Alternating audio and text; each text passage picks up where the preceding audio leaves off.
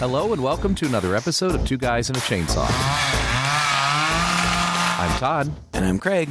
We continue our series on Chucky this month by skipping the third. We did the second last week, and I don't know, Craig, you know better than I, so you suggested that we go ahead and skip the third and go with 1998's Brideofchucky, so that's what we're doing today. What was the reasoning behind that again? Okay, so the third is not a bad movie, but it's probably most people's least favorite, except for there are some people who really hate the most recent ones. It's just because it doesn't do a whole lot. I mean, there's a story, but it's basically Andy's 8 years older. He gets sent to military school. Chucky finds him. The chase ensues. The only thing that's different is that Andy's older. It's at a military school, and Chucky decides he doesn't have to go into Andy. He can go into somebody else, and he gloms on to this other little boy and manipulates this other little boy to help him do bad things. There's a cool set piece at the end, just like there was in part two, and that's really fun. The last 10 minutes are great, but there's not really anything consequential in terms of the overarching plot of the whole story. It rarely gets called back to because there's just not really much to call back to. So I thought it might be fun for us to watch sometime when we had time to do a mini-sode or whatever, but we're trying to squeeze in as much Chucky as we can, and I don't think that one makes the cut if we have to cut any of them. You're right. Well, we got to cut some because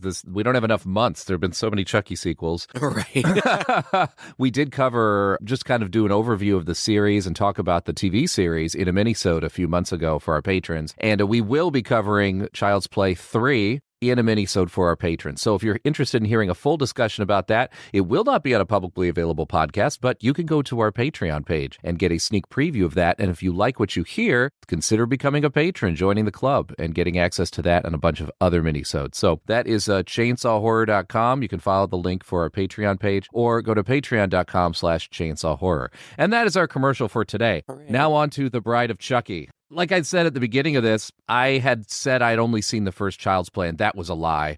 I had actually seen Brideofchucky as well. Those were the only two I had seen before we started this, and I think it's kind of part of the reason I was really interested in doing this whole series this month is because I am not as caught up as you are. Craig is a mega fan. Definitely. I remember seeing Brideofchucky back in the 90s and enjoying it a lot. It has a real mid to late 90s sensibility to it, and I think it was rebooted after what? I think there's 7 years between Child's Play 3 and this one. Yeah, a long time. I think it was Scream and sort of the new era of slashers that inspired Don Mancini and the producer David Kirshner, something like that, to reboot this series and definitely update it with more of a late 90s sensibility. Yeah. So it's got a lot of self-referential stuff in it. It's very self-aware, right? Tongue firmly in cheek, and it's very, very slick production with beautiful people. Because it was expensive. This was the most expensive one to date, as far as I know. I think it was like $25 million. Wow. And I think it shows. Well, it totally shows. I mean, the series, even from the beginning, I think invested a lot of time and money and effort into getting these puppets right. I assume a lot of that production money went into this, but also just into the general set. I mean, this is a much bigger movie. It has explosions and it has more locations and it's just grand in scope. And I'm not surprised because as soon as the credits came up, I saw that the director is Ronnie Yu. And I am a big fan of Ronnie Yu. His movie, The Bride with White Hair, which came out a few years before this, and certainly is a big reason why he was selected to do this, is just phenomenal. Craig, I don't know if you're into I sense you're not really into wuxia movies, like kung fu type movies. No, the only thing that I know that Ronnie Wu did was Freddy vs. Jason. Oh yeah, he did that after this, didn't he? Later. He did The Bride with White Hair, and I would suggest that if anyone out there is interested in getting into those millions and millions of Hong Kong, wuxia is like a genre that combines, martial arts with magic, and so people are flying around, and I think Crouching Tiger, Hidden Dragon was one of the first sort of Hollywood movies, certainly not the first Hollywood movie, but certainly probably the most popular Hollywood movie that kind of brought wuxia to mainstream American audiences, and it was a big hit. The genre gets pretty wacky. Way wackier than Crouching Tiger, Hidden Dragon ever was, and I think more fun. There's a lot of horror crossover there.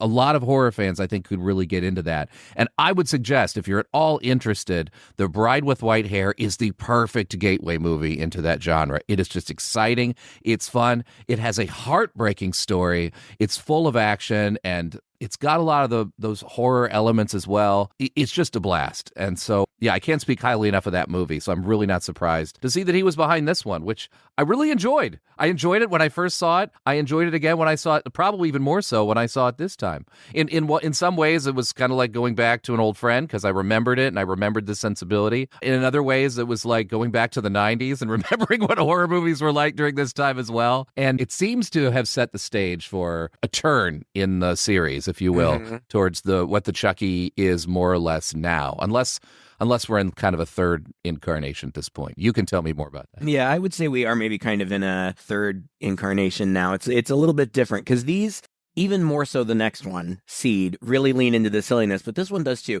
I have to be honest with you, when, we decided to do this, I was down, because I am a huge fan, but when I thought, okay, I've got to watch Bride here in the next day or whatever, I was kind of like, God. And part of that is just because I've seen it so many times. Like, so many times I've seen it. I'm like, You're kind of tired of it. I've seen it, right. And then I started it, and I realized right away that I hadn't watched it from the very beginning in a really long time. I was sitting here, in my living room in front of my computer screen, as I always am, and from the get-go, I was so into it, and I was dying laughing through the whole thing. Like, I thought it was so funny, and it's quippy, it's one-liners, but they land for me, and I'm just, it's like puns and oh God, but it's really well written. Yeah, I basically retyped the script because there were so many lines that I loved, and so I had hoped that you would enjoy it, because otherwise I was going to think, oh God, I don't know how to defend this movie. If you don't like it, you just don't. But it gets me, like, it gets my sense of humor, and it's action-packed. The acting is really good, and Jennifer Tilly. And I just love Jennifer Tilly. Yeah. I just think that she's fantastic. I've never seen her in anything that I didn't like. This is what I know her from the most. But she leans into this character so much, not to mention the fact that she is drop dead gorgeous. Yeah. Teenage Todd was very much in love with Jennifer Tilly. Oh my God, she's curvy and she just exudes sex, and she's got that vixen-y kind of voice. Like, I love her voice. It's and she's great both as Tiffany Valentine, the person, where you actually get to see her doing physical stuff, but then also as the voice of Tiffany the doll. I just love her. She's my favorite part of the series, period, the end. And that was our episode. No, she's like a modern day Betty Boop, especially back at this time. Like, she's got that voice that is cute and doll-like in itself, but also she's got that huge sex appeal. It really works well, I think, in this movie. And she's like, I don't know, when did this come out? I didn't even write it down. 1998. Oh, 1998. Yep. So a long-ass time ago, and the girl still looks great. She looks fantastic. And she's working like crazy. She has so many credits. It's insane, actually. I think right now I think she's been doing Family Guy forever, and she's in the Chucky series now as well, right? Yes, she's an integral part of it, and it's so good. Oh, it's so good. But this movie's great, and I think it's one of the greatest cold opens. Like, it's one of my favorite cold opens ever. The Evidence Depository. Right. This, it's a dark and stormy night, and you see a sign that says, I don't know, Lakeview or whatever, Evidence Depository.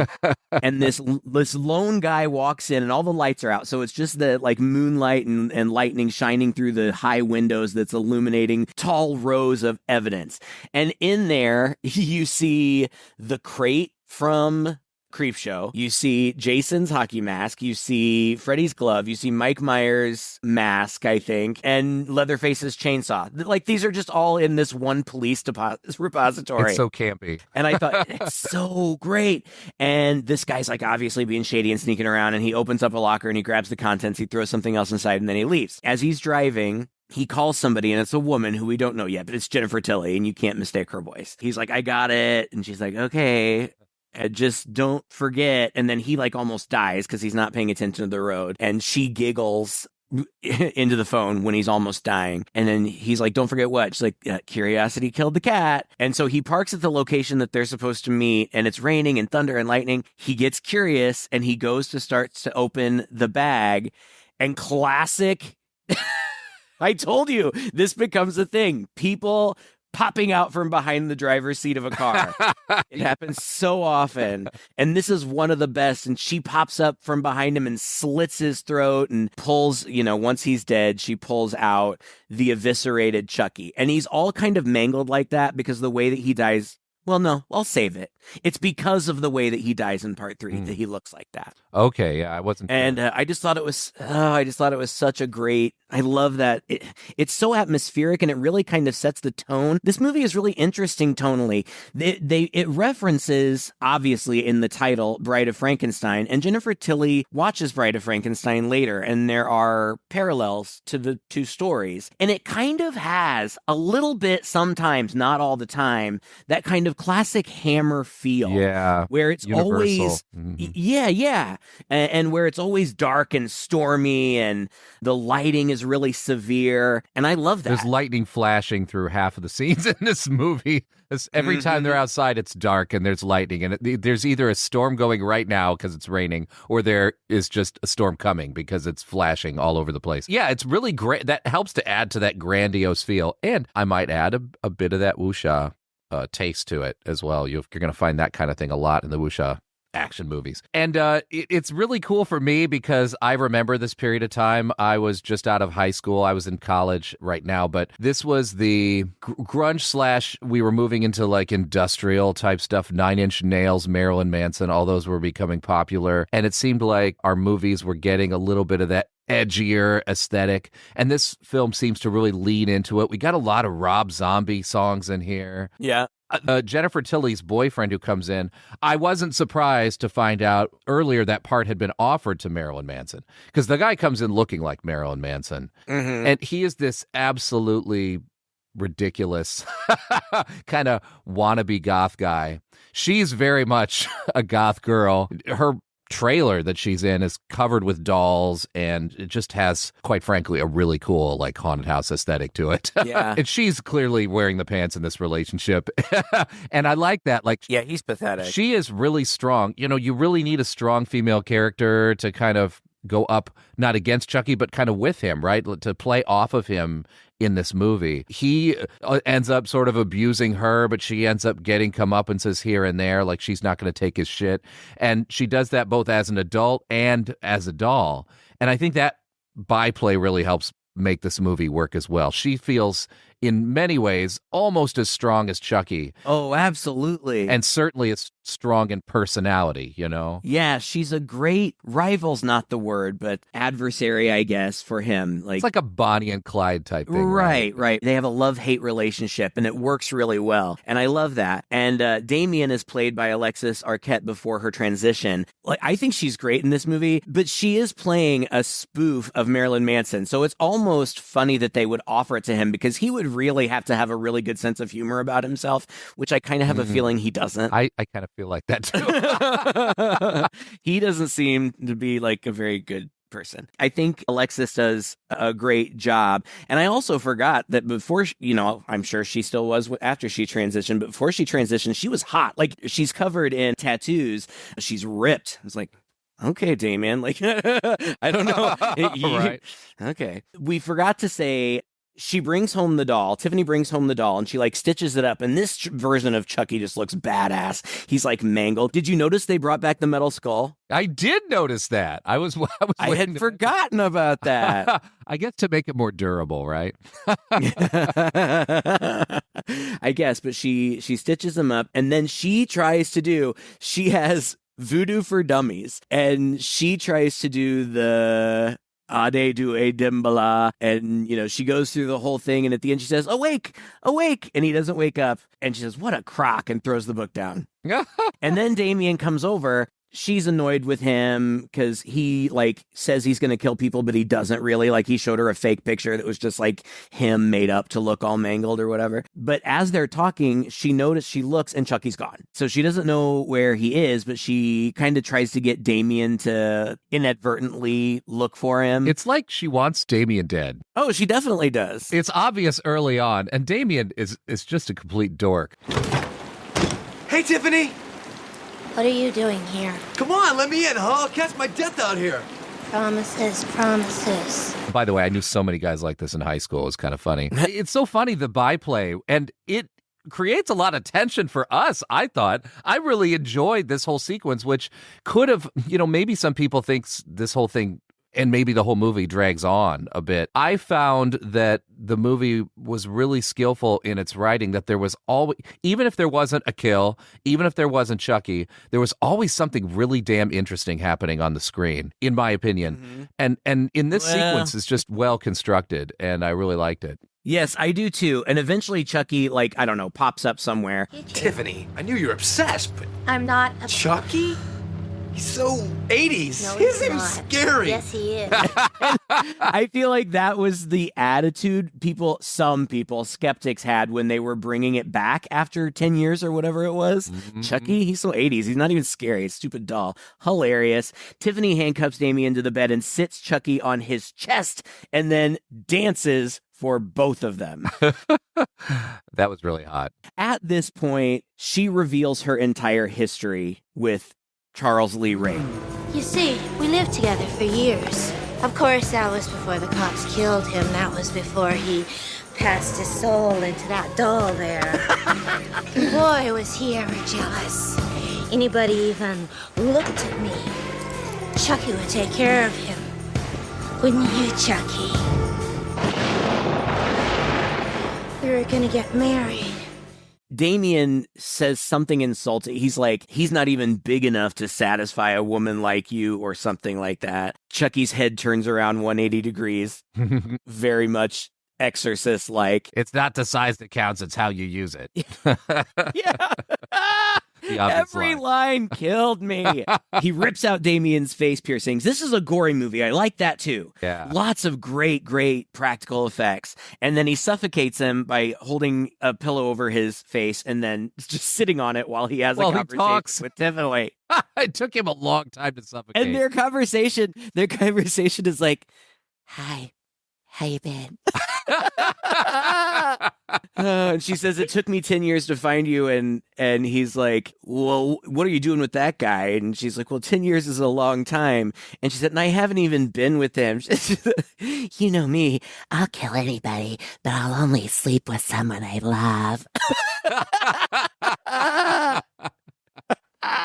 She leans into this character so hard. And at this point, she has to love doing it. I mean, I certainly hope so. It's possible she's just doing it for the check, but I really don't think so. I think it's just such a fun character. I think it would be so fun to play, and she gets to be wild and crazy and scream and do physical stuff. Later, again, I'll try not to spoil too much. I kind of feel like you have a general idea. Later, she gets to have a lot of fun.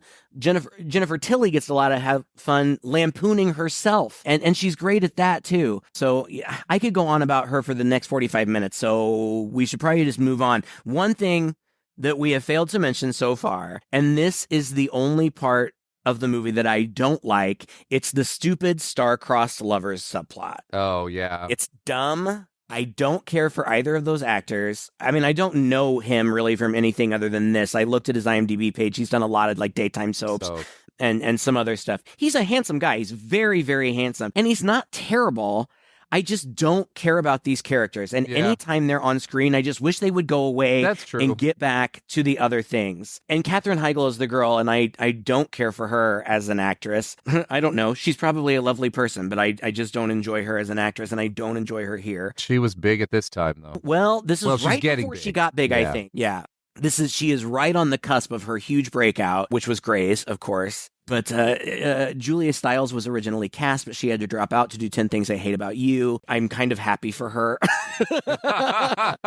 Because it's this star-crossed lovers thing where this girl, she's from the right side of the tracks and he's from the wrong side of the tracks. They're both ridiculously good looking, but they want to be together, but they can't because her parents have died, and her guardian, her uncle, I don't know if they ever make that clear, but her guardian is like the sheriff, and he's Sheriff John Ritter. John Ritter's awesome, by the way. Oh, he is. Always. Yeah, I think he passed before we started doing this, because if he hadn't, we certainly would have done a tribute for him, because cool, amazing guy. And he's fun in this. It's just fun to see him pop up, and he's sinister. He plays a bad guy in it. Yeah. And he does everything. He pulls crooked cop shit to keep them apart. Like, he's constantly got like one of his deputies like trailing them and stopping them and stuff. But they're so in love, and they just like they have to run away together and get married. Like, it's so boring. You're right. These scenes are boring, and it's so typical, and it's cliche, and I think it's supposed to be. I think they're really setting up kind of a parallels here between their relationship and then Chucky and Tiffany's relationship, very much. Right. Yeah, it's almost obligatory, right? You got to have the teenagers in there doing teenage stuff. I also noticed that this also followed that late 90s sensibility that has carried into the 2000s of super, super gory, really, really chaste on sex. Yeah, that's true. There's almost no sex in this movie, and what sex there is, there's clothes on, and it's almost a parody of sex, really. And except when the dolls get down to it, and I was really sad. But that's just in silhouette. That was really sad. That was mostly in silhouette. That was kind of, it took Team America World Police to really give us a solid pornographic doll sex.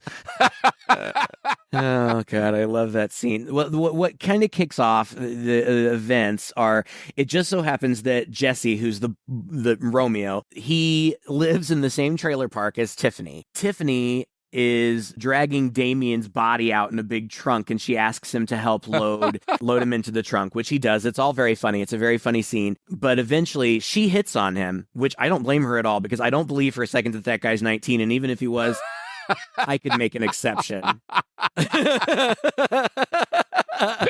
So she hits on him, but he's like, nah, sorry, I've got a girl. And she's like, oh, well, she's really lucky. She's like, but be good to her. And he's like, what do you mean be good to her? And she's like, my mother always says, she says that all the time. My mother always says. She tells him, like a good, if she cooks you a nice dinner, do the dishes, just be a good guy. Tiffany is a murderer. Like, she kills like 3 people in the first 15 minutes of this movie. But she's also a hopeless romantic. Yes. Honestly, her character develops and goes through different changes in different phases. I don't even care. When she is a villain, I am rooting for her. I like her. She's very likable. I think she's fun. I think she's a tough bitch, and she's very sentimental and girly in some ways. Like, all this time she's been trying to get Chucky back because she thought they were going to get married, and when he tells her, I didn't leave you that ring, I just took it off some lady that I murdered, and I was going to pawn it. It was worth a bunch of money. Then her heart is broken, and she's really sad, and so she turns on him and says, okay, well, I guess you're just going to be my little baby now, and she locks him in a playpen. Yeah, and she even buys a little bride doll for him, which is a little girl doll. Yes. Chucks that in there as well. And mocks him. I love his...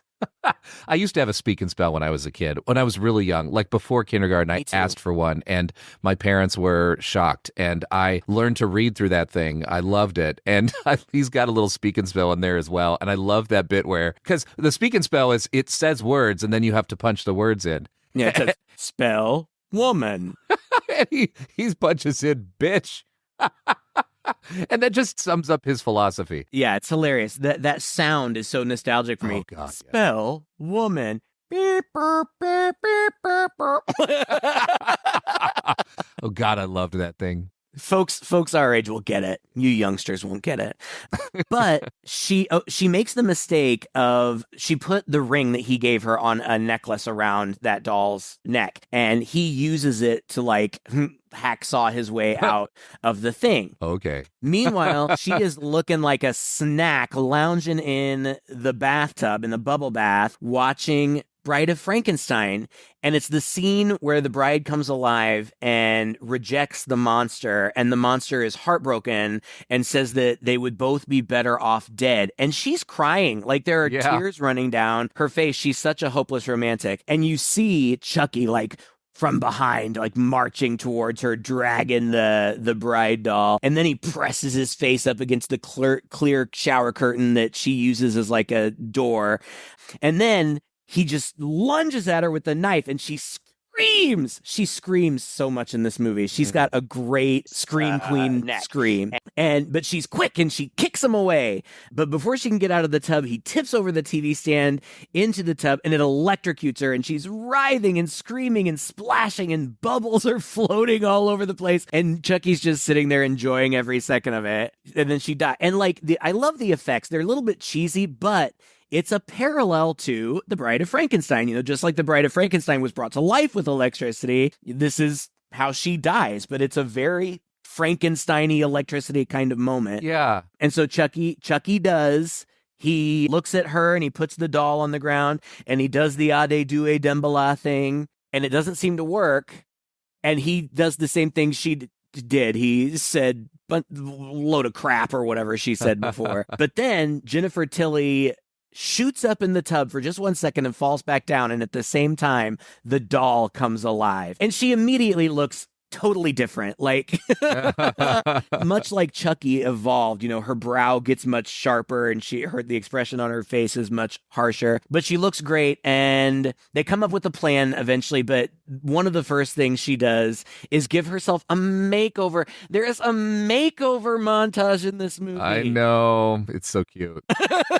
She has to make herself as goth as she was as a human, and so it's really funny. Now, you've got to help me out with this. Maybe you know more than I do about this. I read in the trivia or in Wikipedia or somewhere that this movie kind of really spoke to the queer community, and now the whole series is kind of a fan favorite among the LGBTQ. Is that true? Do you know? I mean, Jennifer Tilly is a gay icon. So there's that. And then there are definite LGBTQ issues in the next one that we're going to watch. And they've just kind of fully embraced that.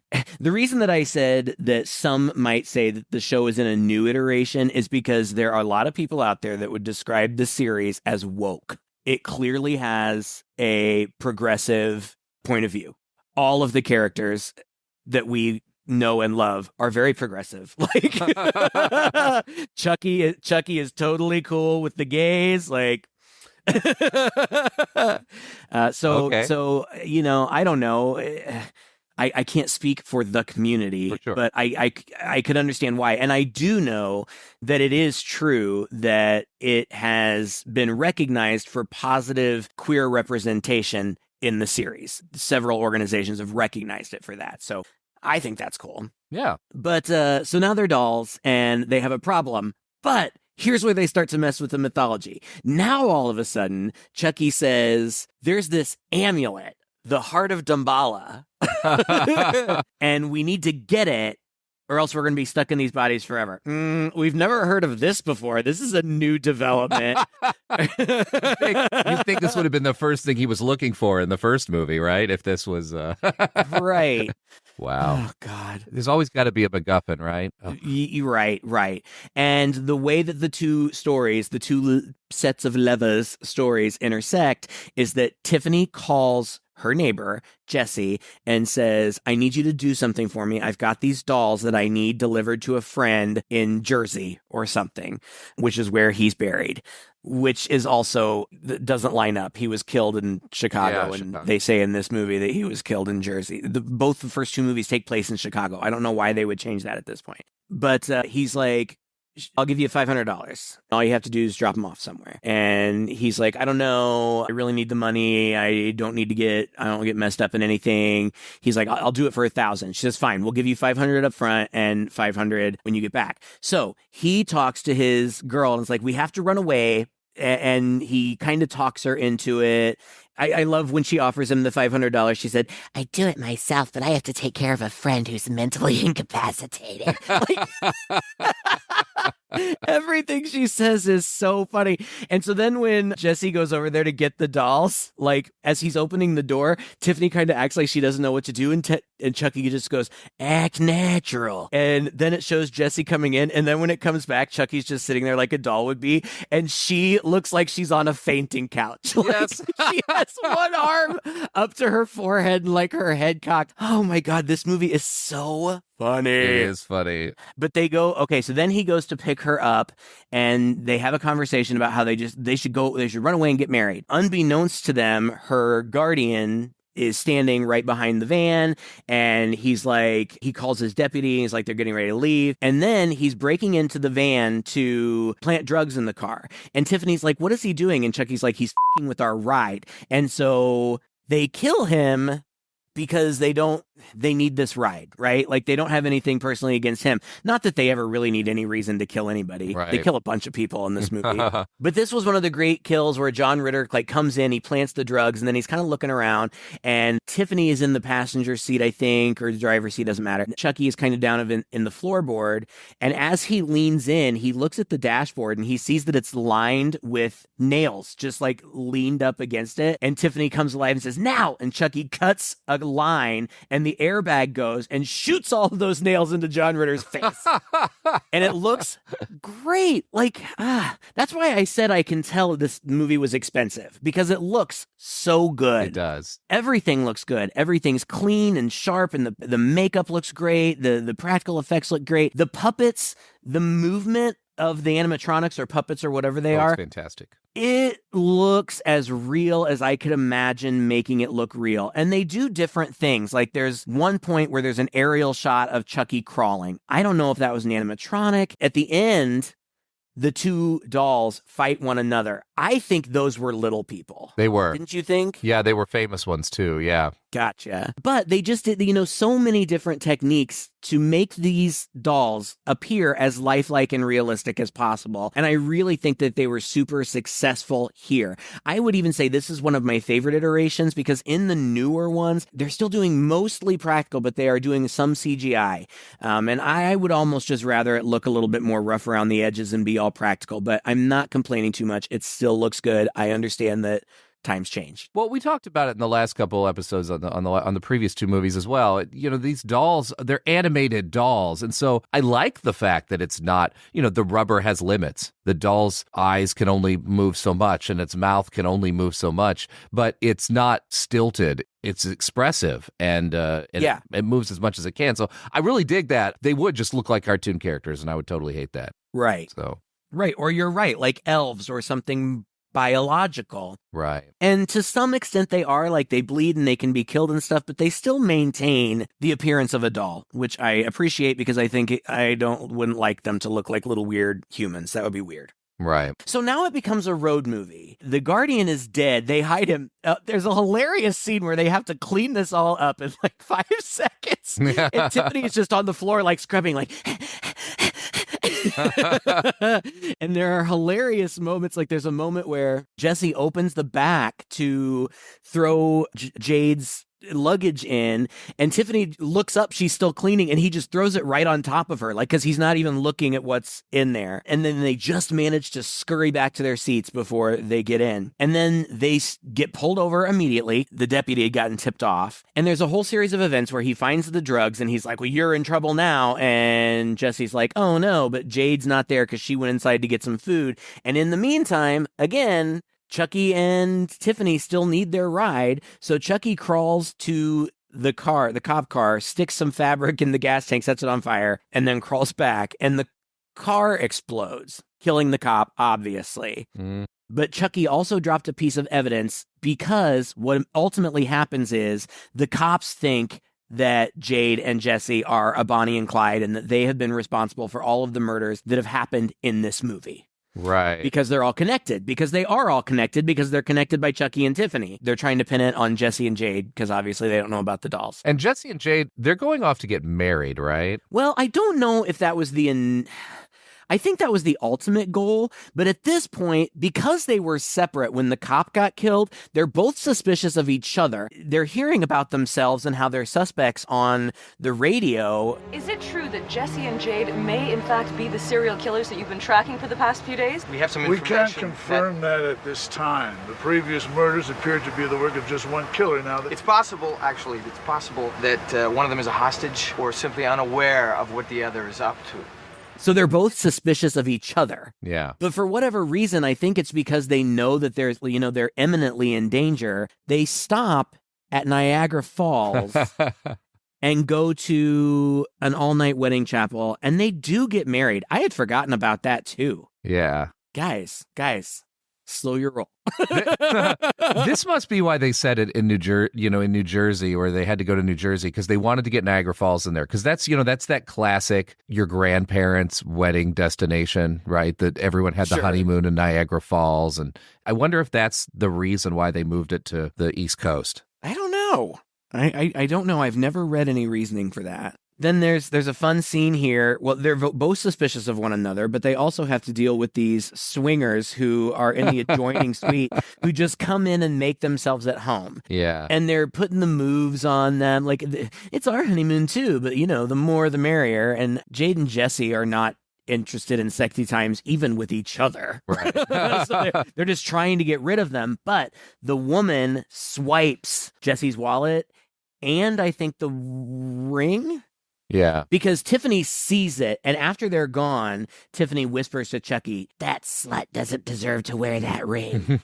So I love this scene too. Like, it's just a series of great scenes. This one's one of my favorites. It's a great set piece. Yeah, the two are basically on their bed, and this is one of those... The swingers. Yeah, the swingers, yeah. And this is one of those themed love hotels, basically. So it's this big round bed. There's a mirror up above them. Water bed, right?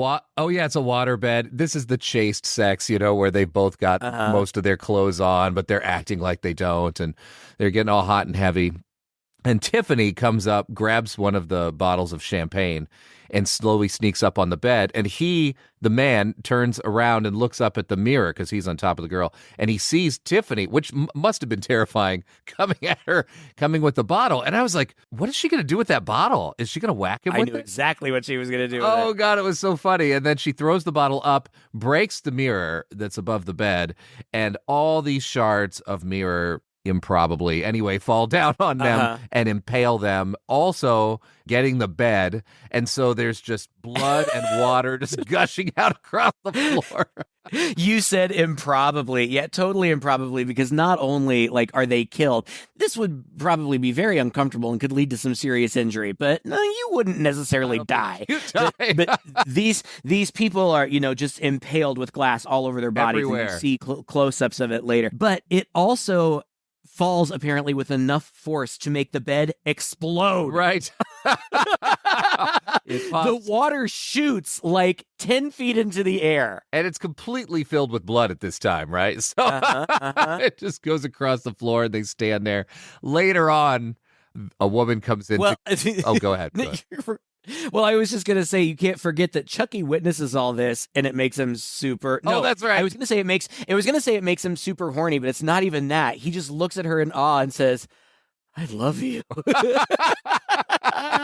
And then they reconcile and have a romantic moment, and he proposes. He says, "Will you be my bride?" And he puts that ring on her thumb. And I mean, it's even huge on her thumb.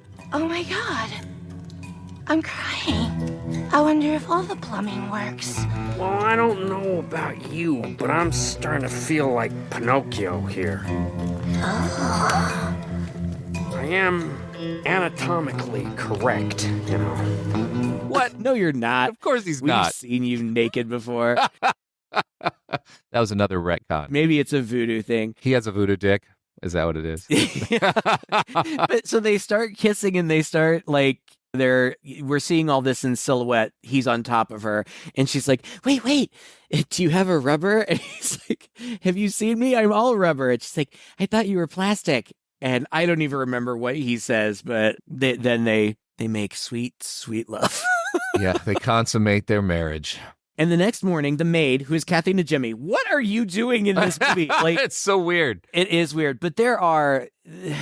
I don't know. I guess this kind of is the first one that there are big cameos. People would just show up to film for a day. Recognizable people. There's a big one in the next movie that we're going to watch too. But Kathy Najimy finds them and they're dead and she screams and Jesse and Jade run in and see what's happened and they grab the thing and run away. At some point, they both call their gay friend David, who we haven't mentioned, but he's friends with both of them and he's helped them out of sticky situations before. Mm-hmm. And they both call him because they both think the other one is crazy. And because they both call him, he's convinced that they're both fine.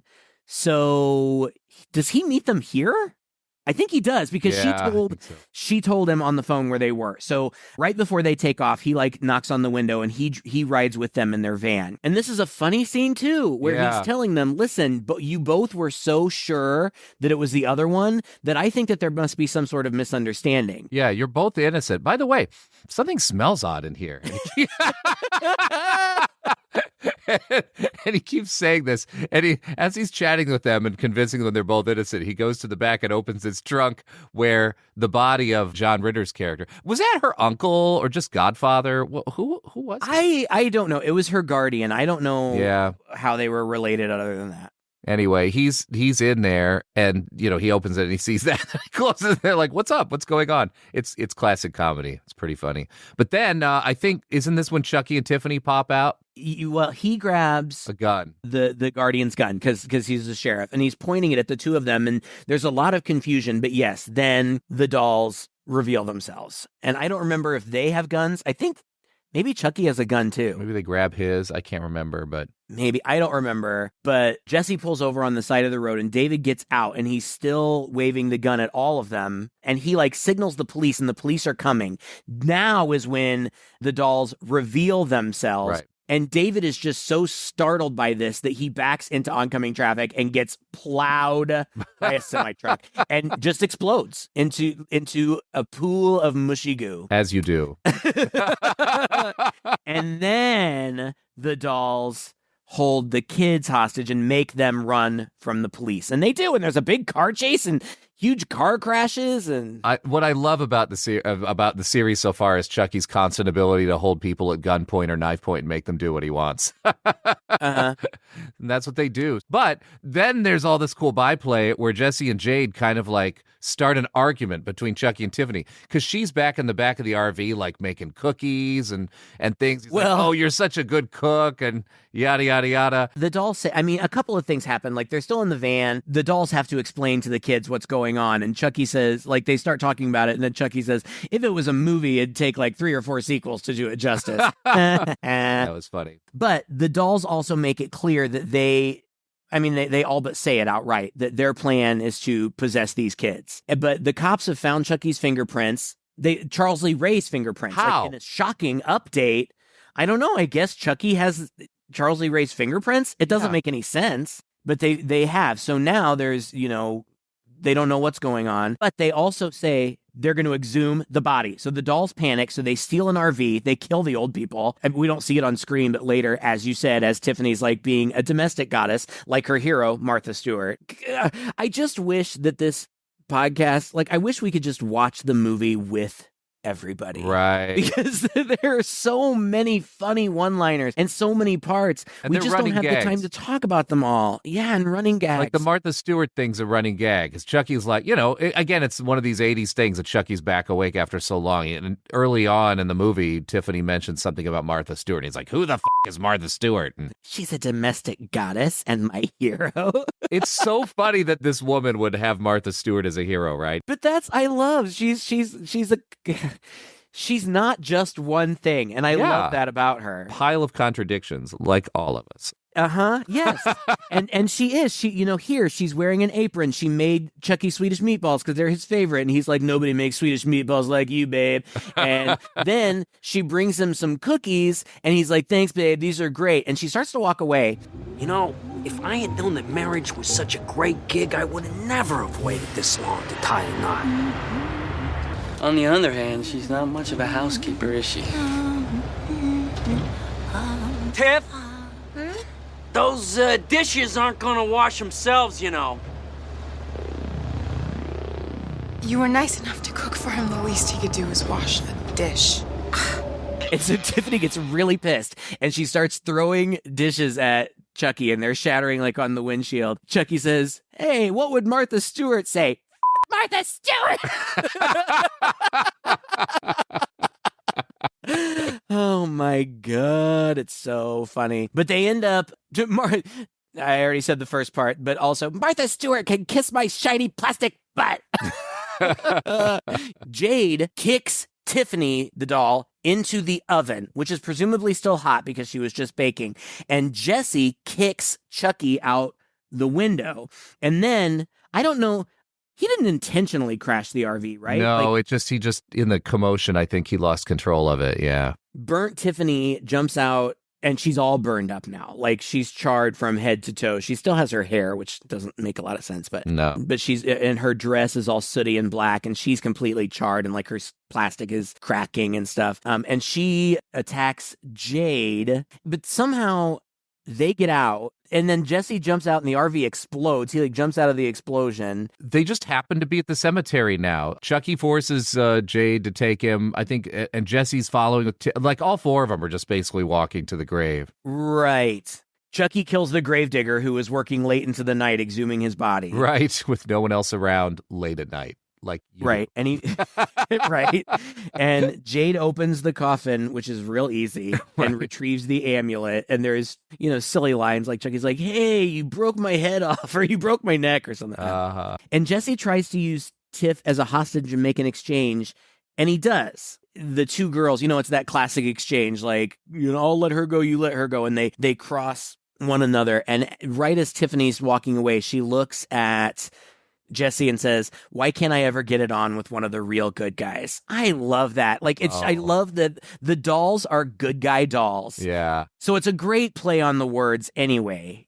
She's with a good guy, but not a real good guy. And Jesse's a real good guy. And you feel bad for her. She's a mass murderer.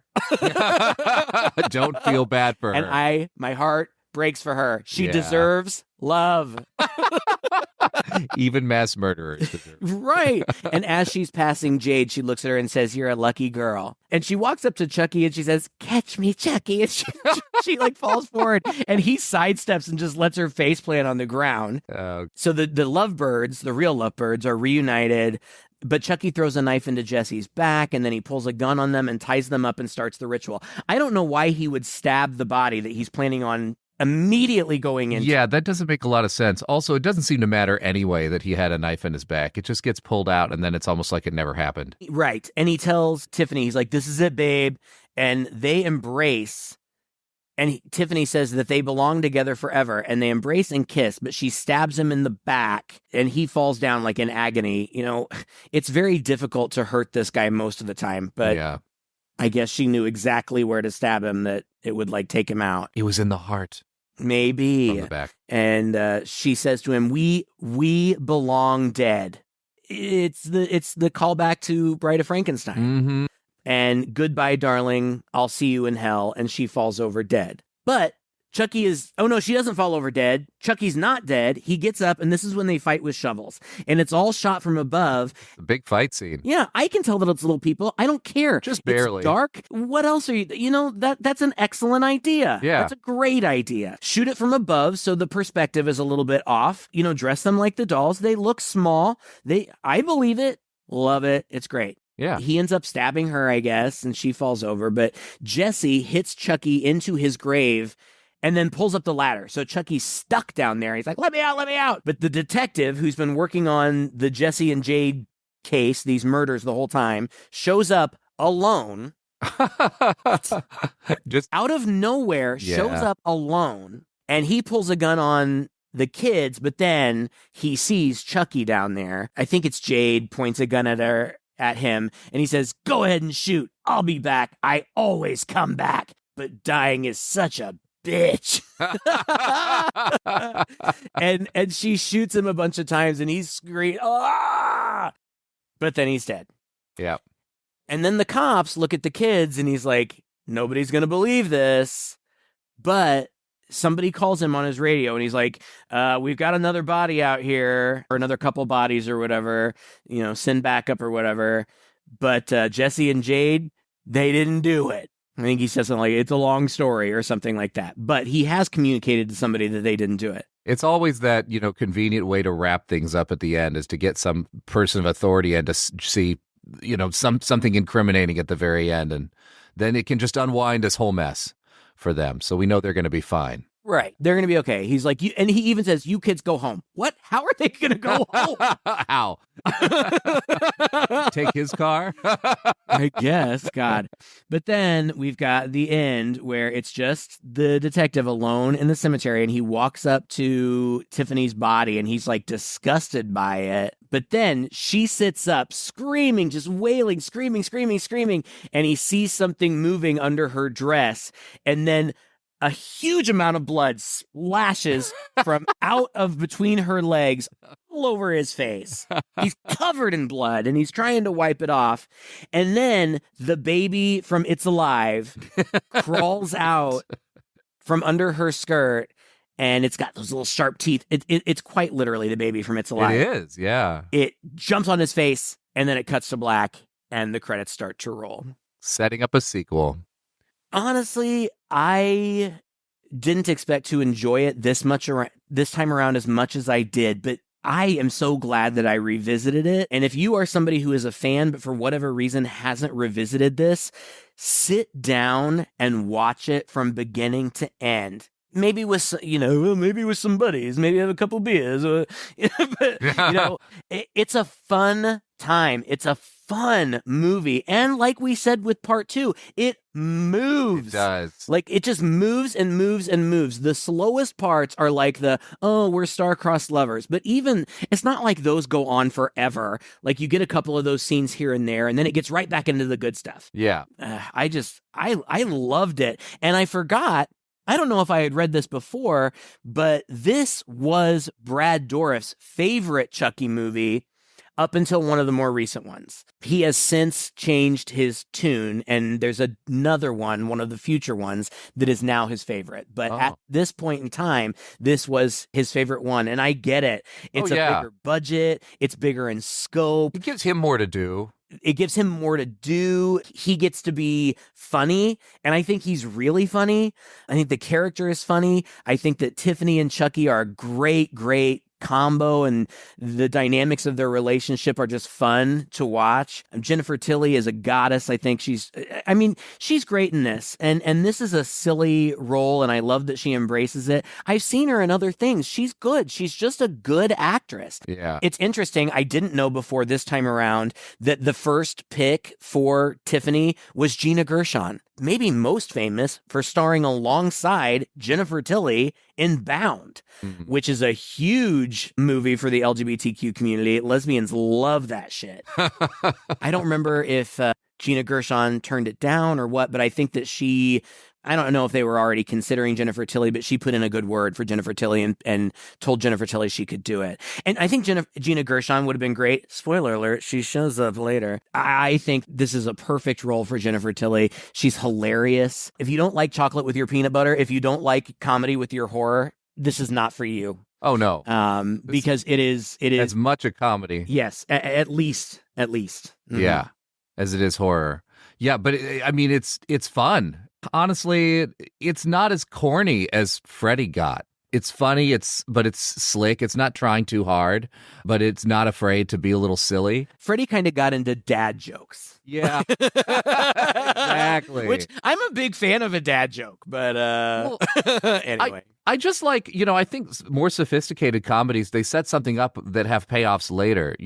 Maybe the best example of that is Shaun of the Dead. That movie is just brilliant for that. In this one, you've got these running gags. You have the Martha Stewart thing. You have the comedy, I think, is more sophisticated than just quippy one-liners and dad jokes, and for that, I really enjoyed it. And the special effects are great. The directing is awesome. The cinematography is fantastic. It's a stormy night through the whole thing. And you're right. It's clear that Bride of Frankenstein and those Universal monster movies in general inspired the production, inspired the writing, inspired all of this. And I think, those are classics for a reason. And so they really reach through and speak to me as well. I dug it. I just dug the whole movie. I enjoyed it as much as I did the first time, maybe even more so as an older adult, and I'm really looking forward to seeing what happens to this little Chucky baby, because I have no idea. I am really, I am so interested to see what you think of this next one, because this next one is polarizing. So I'll be very interested to see where you land on the spectrum. I think you're either going to really like it or really not. All right. That is exciting. Tune in next week for Seed of Chucky as we work our way through the Child's Play franchise this month, and join our patrons at chainsawhorror.com. You can follow a link through there or go to patreon.com/chainsawhorror. And for just $5 a month, you can have access to the minisode we're going to do on Child's Play 3, as well as all the other minisodes we do, all the conversations we have behind the scenes, and a Christopher Pike book club that just popped up. Thank you all for listening. The best thing you can do is forward this podcast to a friend who would enjoy it, or write us a review online at any of the places that you listen to your podcast. Until next time, I'm Todd. And I'm Craig. With two guys and a chainsaw.